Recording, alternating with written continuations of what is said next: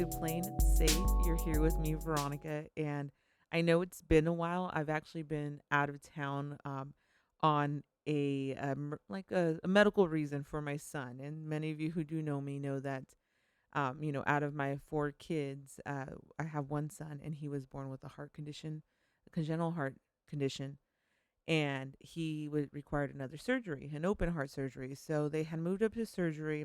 We knew this was coming. His last surgery when he was 5 months old, when he had an open heart surgery.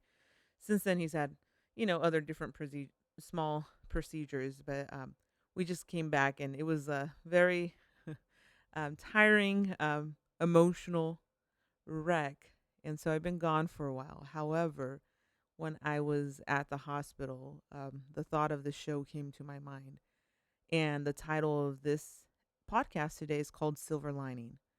And the reason why is many people always ask me, why do I still have a positive attitude?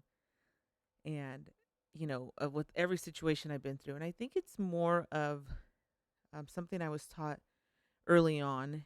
And, growing up, my mother taught me and my brother that if whatever we have to complain about is nothing big, because there's always other people in the world that have worse situations than us. And I never really understood in the beginning, but my mom would expose us to other people's stories who, because for a while we were very poor, but we didn't feel we were poor because we had food and shelter over us. So she would, show us or introduce us to people, or help us help out homeless individuals.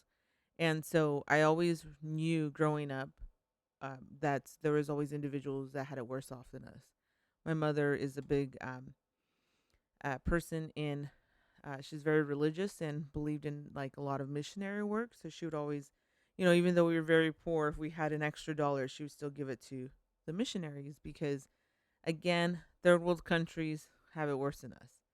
So I've always had this mentality that it doesn't matter how bad I have it, I know that um, there's many more people in the world that have it much worse than I do. So I am calling this title Silver Lining.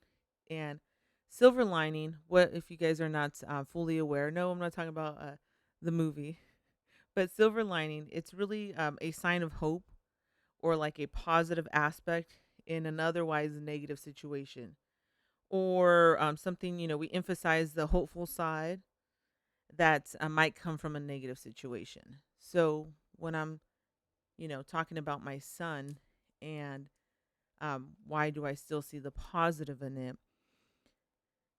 For many people, many of you who have children, thankfully haven't had to experience this type of uh, emotion with your kids, and the fact where, yes, we love our kids to the moon and back, and we would do anything for them, but most of us don't have to experience, thankfully, experience our children being in a very situation where, you don't know the outcome, or you don't know if they'll survive, or they're having, a surgery that um, could be extremely impactful on the rest of their lives, right? And because of that, and I obviously don't wish this upon anybody, but for any of you who have never been in a children's hospital, I have to tell you that being in and walking in a children's hospital, or even the Ronald McDonald House, because we were there recently as well, it's a very humbling experience. It makes the situation that you're in seem very minimal, and you meet and talk with a lot of families who are in worse situations than us. And what do I mean by that? So, yes, my son was born with a heart condition, and required open heart surgery. This is his second open heart surgery that he's had to go through. Extremely tough. I mean, just seeing him and with the tube in his mouth and tubes in his chest, and seeing him trying to wake up, and you're trying to encourage him, um but you're trying to follow the doctor's order. Oh, this is a lot. It's a lot to go through. However, We were there for only like 5 days. We were told that we might be at the Ronald or at the hospital up to 3 to 4 weeks, and my son's recovery was so fast that they released us within 5 days. We've met families who've been at the Ronald McDonald House for 2 years. A lot of these children may have cancer or have um, situations that are a lot more extreme and require a lot of medical attention. And although my son has had open heart surgery and he's had multiple surgeries, he actually is seriously like a healthy young boy who typically, besides just having the surgery, only needs an aspirin a night for a blood thinner. And when we tell doctors that, like a lot of people don't believe us. Like we say, no, seriously, like our son is normal and healthy and very active. He just happens to need a tune up every so often. And so the silver lining of this is I know it could be much worse. And here's the story I'm going to tell that very few people actually know. And I think I kind of shared this a little bit on, like very little on the podcast prior hand. But when my son was born, he was a twin. I already had two other children. And the pregnancy went really well, besides them being born 8 weeks early. And he was born 5 pounds 6 ounces, and his twin sister was born 5 pounds 8 ounces. Yes, I said 8 weeks early, and that's how big they were. And we didn't find out until the fifth day. There happened to be an eclipse that day. I remember in August 21st, 22nd. I can't remember. It was 2017. There was an eclipse that day, and that day they discovered that there was a heart defect with my son. And couple things. One is that him being born early required us to be in the NICU. The silver lining is if he wasn't in the NICU, we wouldn't have known that he had a heart condition. If we didn't know he had a heart condition, we could have discovered it too late, meaning maybe he didn't survive, and we wouldn't have known the difference, and doctors wouldn't have been paying attention to that because he was born early. So that's the first one, silver lining. That's the positive of that situation. Any parents whose their kids have been born in a NICU, or just even if it's not bad, but just being in a NICU, whoa, that's a little impactful to begin with. So on the fifth day, when they tell us, they told me, because my husband and I, since we had other children and we knew the NICU was going to be quite some time, we were rotating. So I was at the NICU with the twins, and they had a bunch of doctors around my son, and I knew something was going on because all of a sudden it went from like a nurse to a doctor and a nurse to 5 doctors around my son. I was like, this is not good. Something is going on. And so they told me he had a heart condition and he's going to need surgery, and they're going to transport him. So in under an hour, they moved my son to a different hospital. And it was very devastating because, one, you don't want nothing to happen to your kid. Two, I had another baby in the NICU, and I was like, can you please keep my kids together? I already have two other kids at home. I can't have two separate babies in two separate hospitals. So they said we can't because it's not a medical reason. And so unfortunately, they had to separate the twins. So that was extremely hard. So within an hour, I call my husband, and I go home. And in another hour, we moved pretty much. We packed whatever we could, took anything we could, and grabbed the kids. And, obviously my twin daughter was still in the hospital, in a different hospital. And we followed my son. And that was our first exposure to a Ronald McDonald House. So at the hospital, this was on a Monday. And at the hospital, they did a lot of tests on him. And in between that, they put him on some medication. He stopped breathing. And, oh, God, when we saw him, he had, like, breathing their oxygen in his nose. And he did not have that before. So we're like, what are you doing to our son? And so they told us that in a couple days, we'll find out if they'll be able to save our son. So those few days, I drove back to the other hospital, which was about an hour away, to go visit my daughter, and I was, doing rotating. So on the day on Wednesday, so we went to the, we found out on Monday. On Wednesday, it was about almost 6 p.m. The doctor finally comes talk to us, and we discover that they'll be able to save him.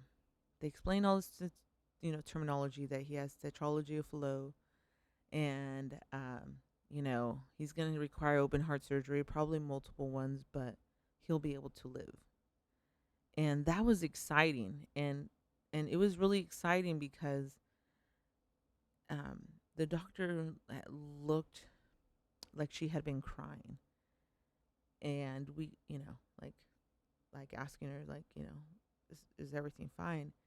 And she was just so happy that she was able to give us good news, because the family she had told prior to us, she had to unfortunately tell them that they could not save their child. So the silver lining was, at that moment, was we were extremely grateful that they can save our son. And the silver lining is we live in America where, yeah, it may seem shitty everywhere else with the politics and all the BS that we hear on the news and everything going on.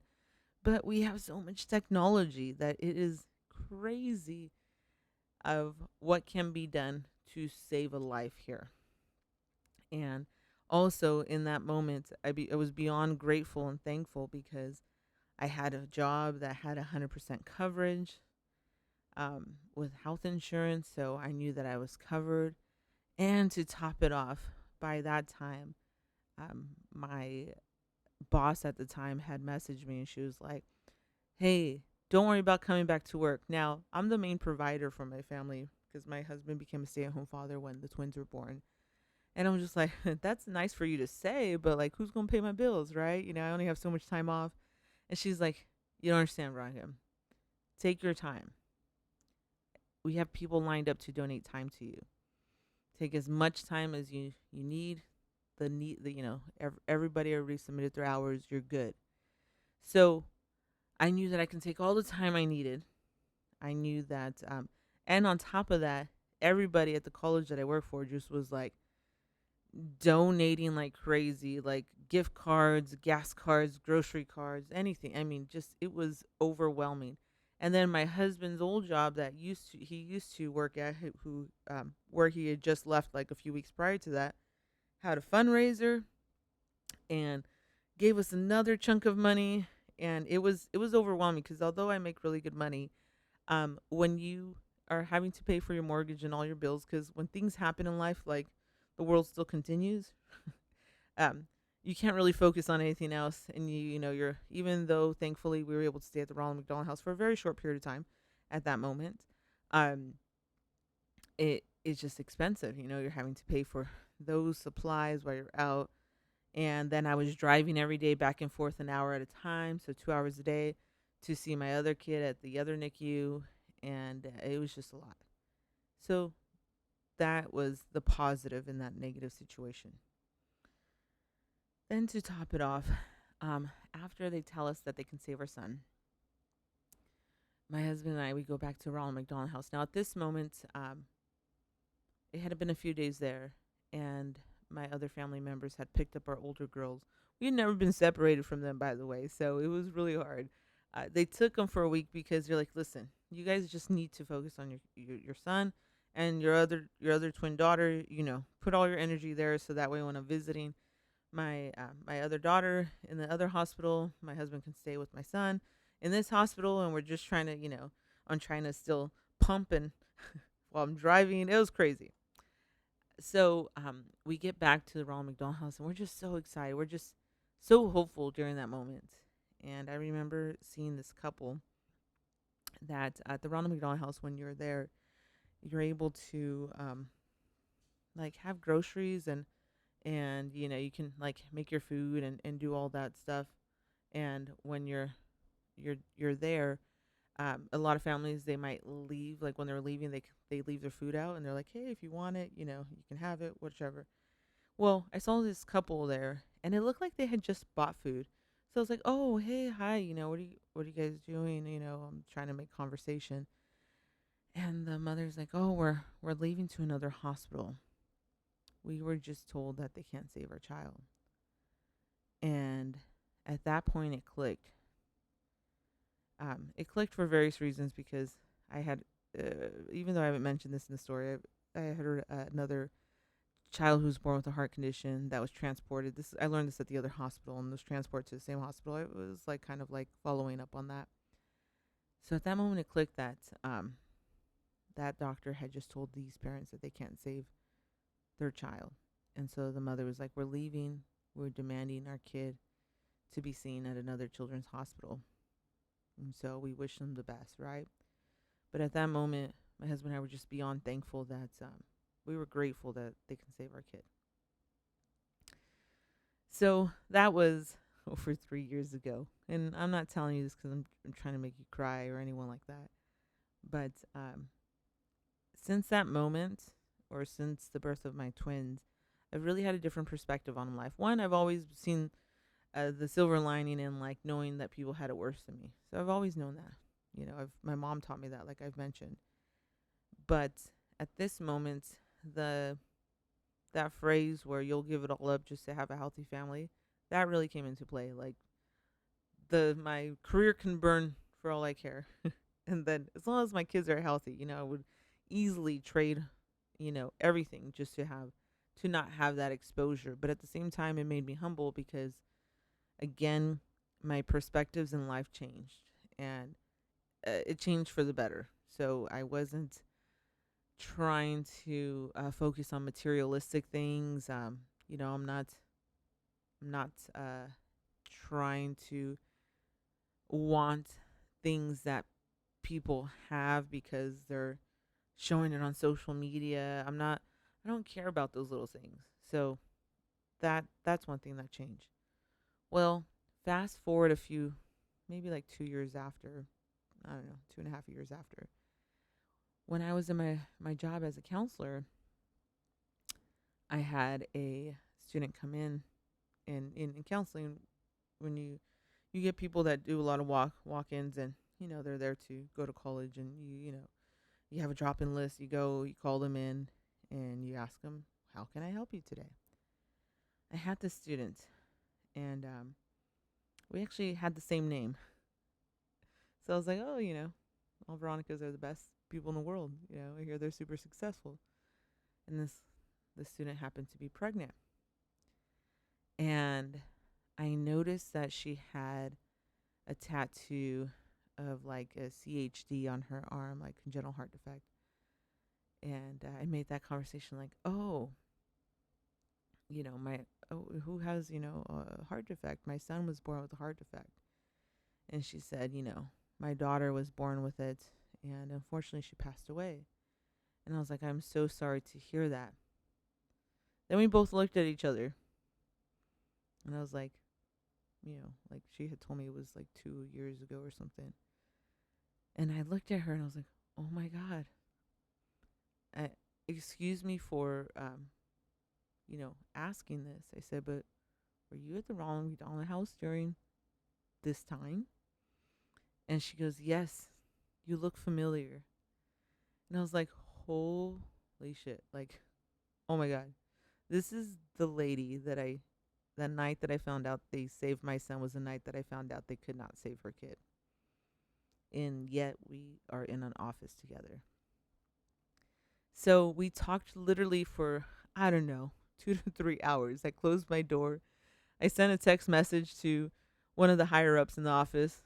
Just said, hey, FYI, I'm fine in the office, but like I need personal time.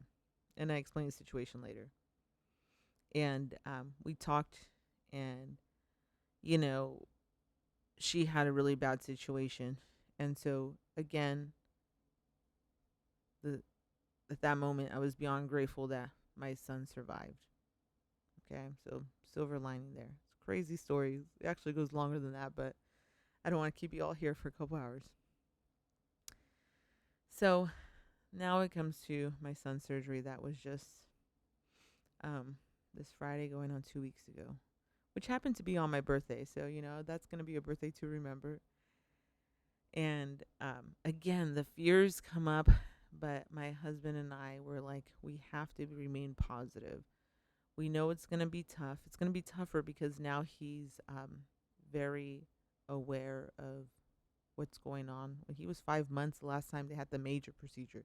Again, he's gone for little small things, but the small things like just they're not super invasive, and they usually just require a night stay at the hospital, which is super uncomfortable still, but nothing to that impact where he couldn't not play or be active for 6 weeks after his surgery. And again, my husband and I just talk about how grateful we are because of the people we meet at the Ronald McDonald House, the people we meet at the Children's Hospital, and we get our we go to like Stanford University. They have a children's hospital there, Lucille Packard's Children's Hospital. Really awesome people, great place. But the bottom floor, when you enter in the hospital, it's like has multiple floors and multiple units.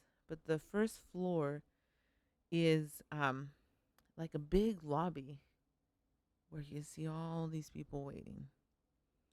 And it's the waiting area, and all those people are waiting because their kids are in surgery of some sort, whether it's heart surgery or something else.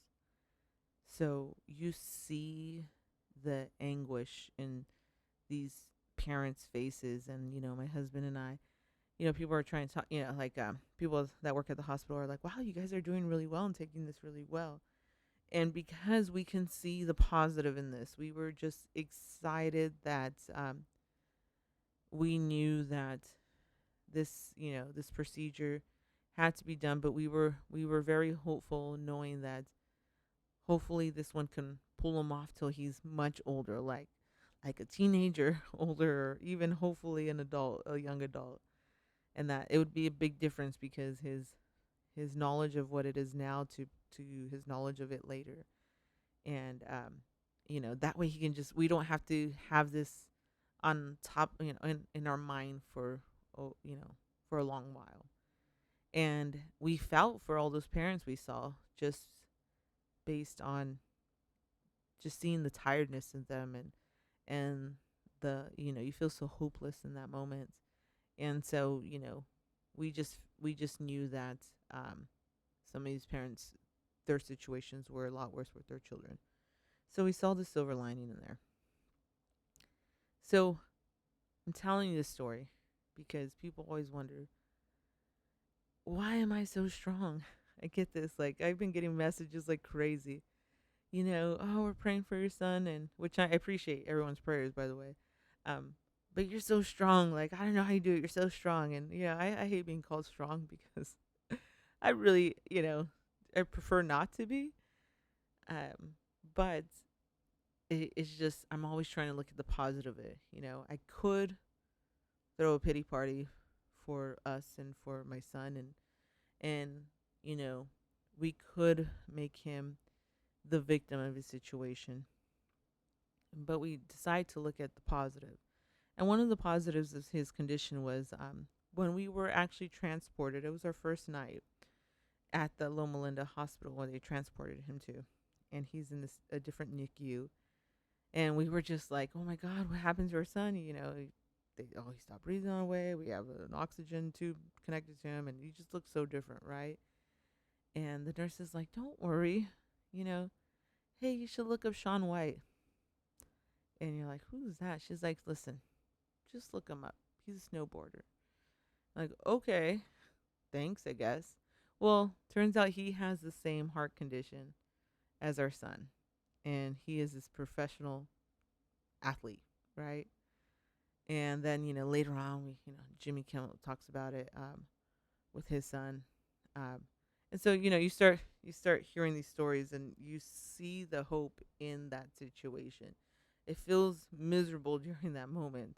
You feel so hopeless, but you got to see the hope in it, because you got to see that there could be a positive thing from this. And I don't know my son's end story, but anything that we've learned from this um, surgery was that this little dude's a little badass, not because he just had a procedure, but because he has it on the second day, refused medication and just dealt with the pain and didn't cry. We're like, man, we look weak as individuals.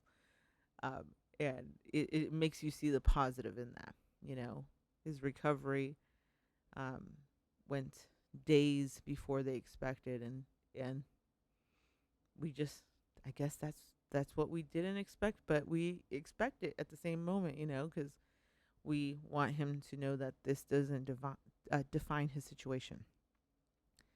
So I talk about this because my attitude has changed, as I mentioned. And when people talk about their situations, many people talk about um, how unfortunate their situation is. And many people can't see the positive in their situation. For example, if you lose your job, that sucks. It does. Trying to figure out how to pay your bills, um, how to get food on the table. However, again, we live in a world that could provide some resources here. And the silver lining is, okay, if you didn't lose your job, you would have never gone back to try to attempt to what you really wanted to become, right? You've spent years in this field that you just never had the opportunity to go to school. Or look at the silver line, look at the positive. It's allowing you time to try something different, right?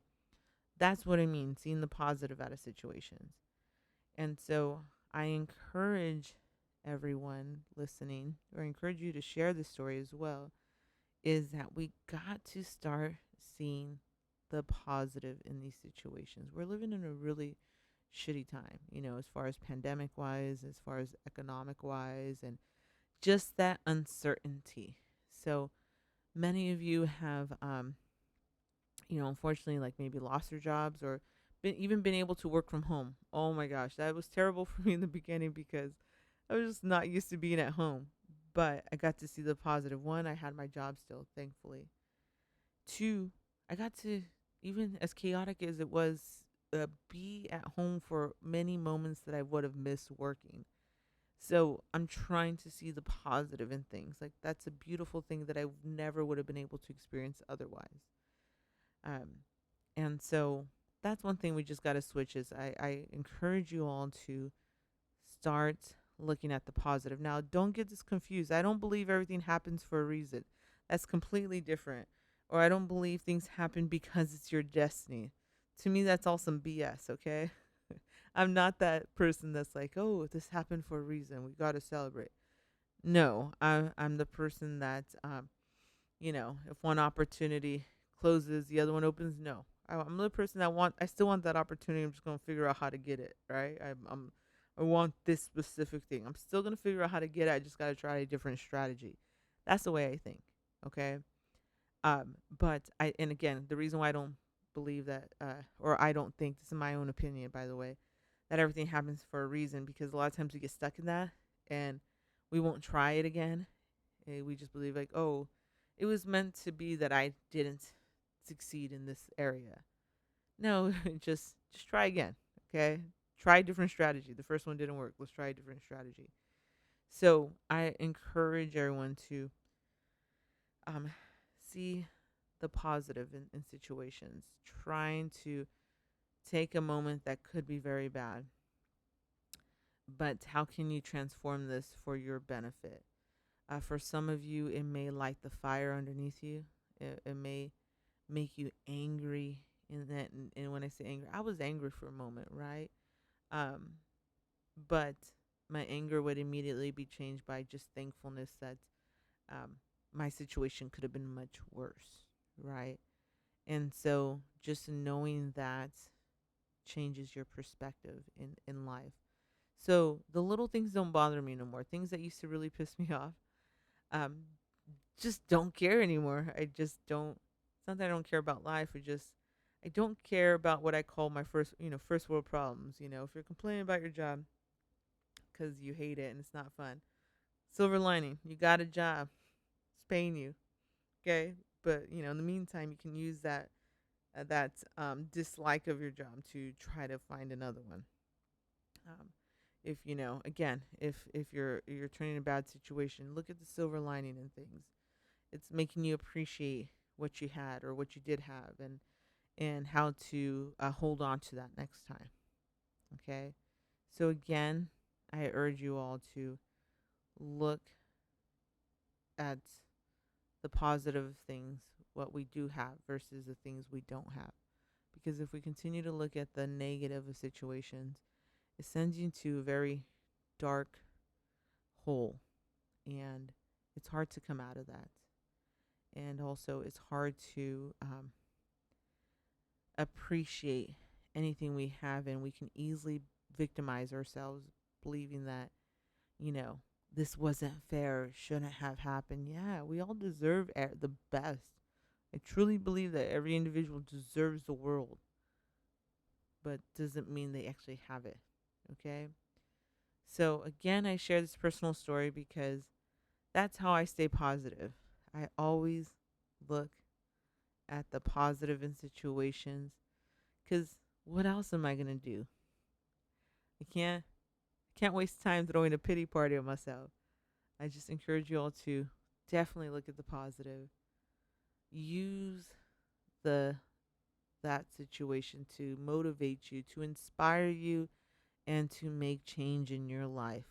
Appreciate the little moments.